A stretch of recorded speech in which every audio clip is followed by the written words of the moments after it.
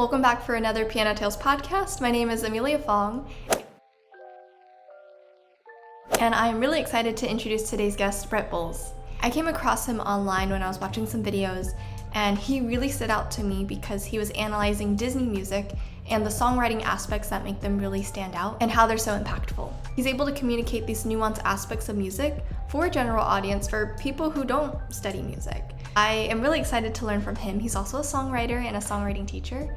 So let's give it up for Boles. So good to meet you. To meet you. I've been following your TikTok for a while, and I was like, oh my gosh, I just look forward to all your analyses and just how you're very articulate in explaining different songs and how you would swap the keys of different things and how you're able to do it for a general audience too. I just think is really awesome on your part what you're doing. So I'm just really excited to learn from you in different aspects of your life and TikTok and whatnot. So my name is Brett, and I have a degree in music composition from Ithaca College, and I was a member of the BMI Musical Theater Workshop in New York. Still am. Been going on, 12 years now, I think. I write mainly for musical theater. I'm a songwriter and a teacher. I actually just left my public school teaching job after 5 years, and I've moved full-time to teaching songwriting to my multitude of TikTok and Instagram followers. So that's been a really, really amazing transition so far. Making the craft of songwriting accessible to anybody who wants to learn. So I want to break down how we think as songwriters, how we pair music and lyrics together to tell a story. That's what I'm all about. I think I saw one of your videos recently where you were talking about you had just left the public school system to do your songwriting and whatnot. So how have you been trying to craft your curriculum for songwriting? What do you like to start with your students? What topics do you like to bring up?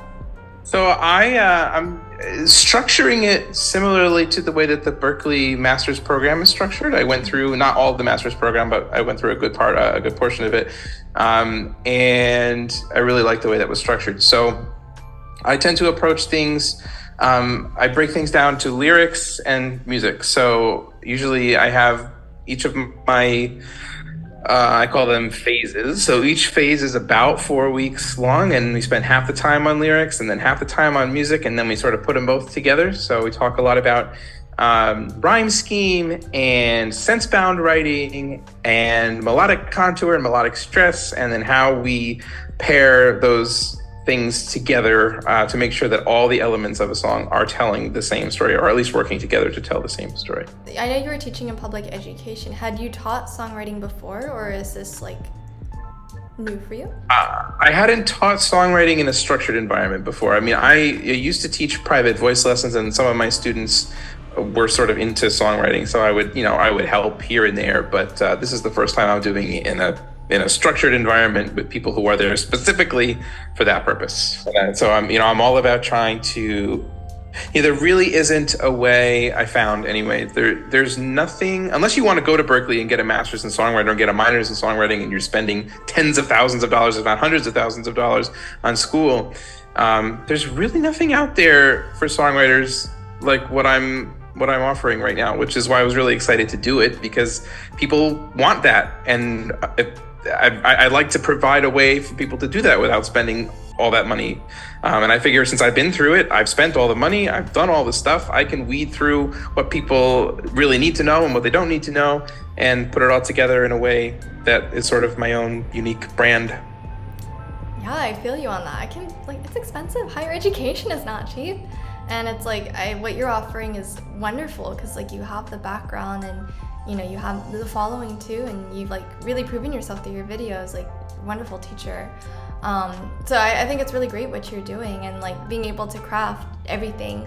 So what would you say if you had to say, what your teaching philosophy is when it comes to songwriting? What is your teaching philosophy? It's all about storytelling. So the key thing that I think people need to remember is that everything is in service to the story. Every single element is in service to the story. So I like to try to strip everything else away and just get to the heart of what is it that you're trying to say, and how do we craft our music and our lyrics so that they're telling the story you want to tell. And so that's what I'm doing with my students. It's all about, what's the message? So what's the hook? Then how do we organize and structure our thoughts so that we have a clear path? And then from there, it's just a matter of tweaking everything and making sure that everything's working together smoothly. But it's all about storytelling. Of course, yeah, that's the heart of everything. And I tell that to my students too, who aren't necessarily songwriters, but they're pianists. And I'm like, hey, look, like you have the notes.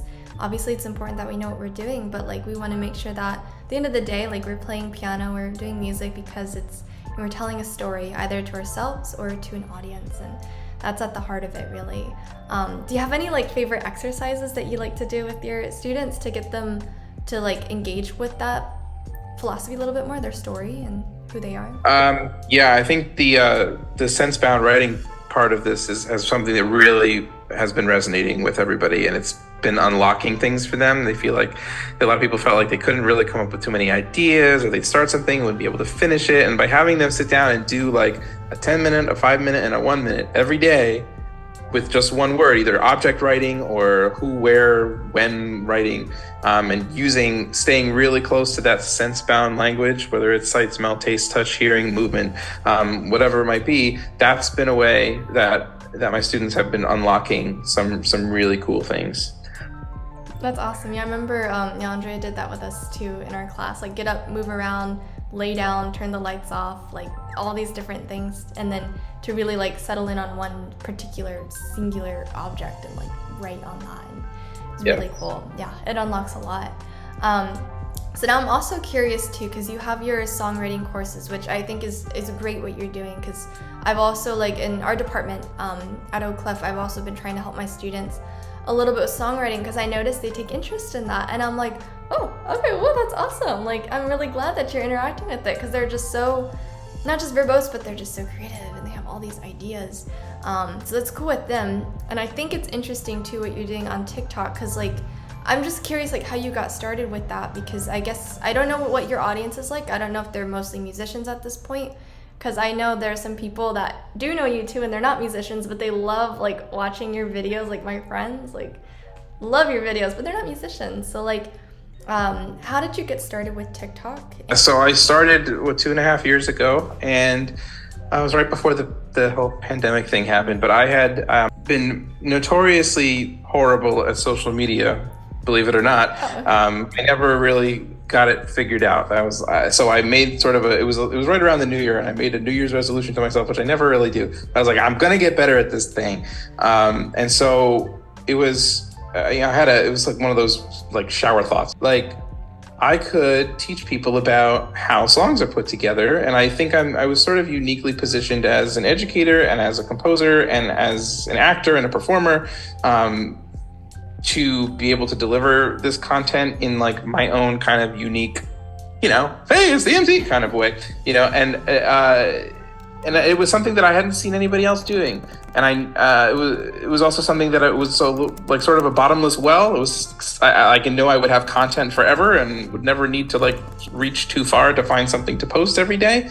And so I thought, well, let's give it a shot. And if I can get 300 people interested in what I have to say, then that's great. Never thinking that it would go anywhere beyond a few hundred.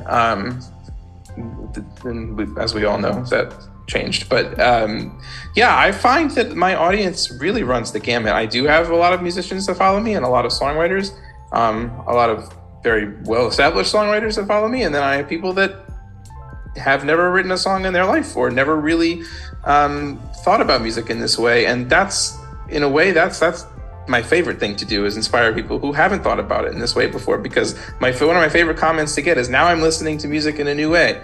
That is gold for me. And every time I get a comment like that, it gives me the warm fuzzies, and I'm like, this is why I do what I do. So people can, it's like I say a lot of the time that it's like giving people access to a sense that they never knew they always had. That's a good way to put it, yeah. Especially for people who are non-musicians, sometimes they're like, oh, I'm not a musician, like I just listen to music for fun. But like they have the ability, like especially with your guidance, like they can listen to it in a different way and have a different appreciation.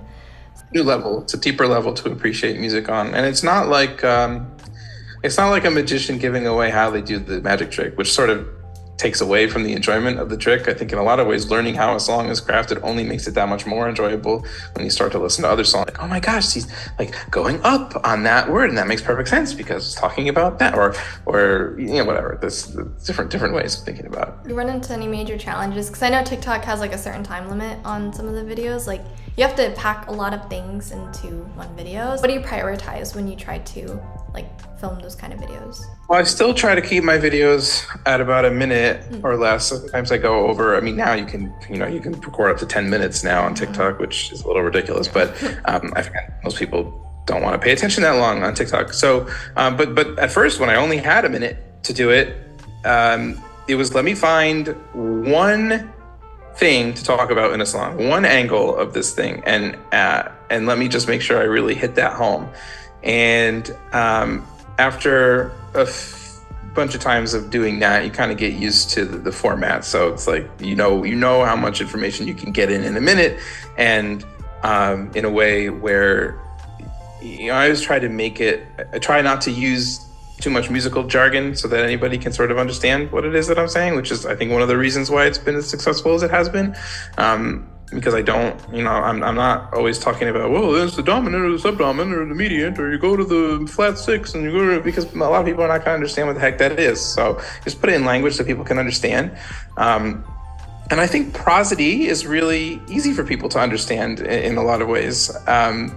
Because it's right there, even though you don't realize it's happening. It's like, if you can tell somebody, hey, look, we're talking about, longing in this lyric, right? And the chord that we're using is a chord that really is like, wants to lead back home. So if you could pair that together for people so that they're understanding the connection between lyrics and music, which is what we as songwriters do, that's our job, is to marry music and lyrics together in a way that tells a story. I think people really latch onto that. I love how you make it very accessible for like a general audience of people who aren't musicians either. And like, they know that they have the ability, like, I can understand an emotion.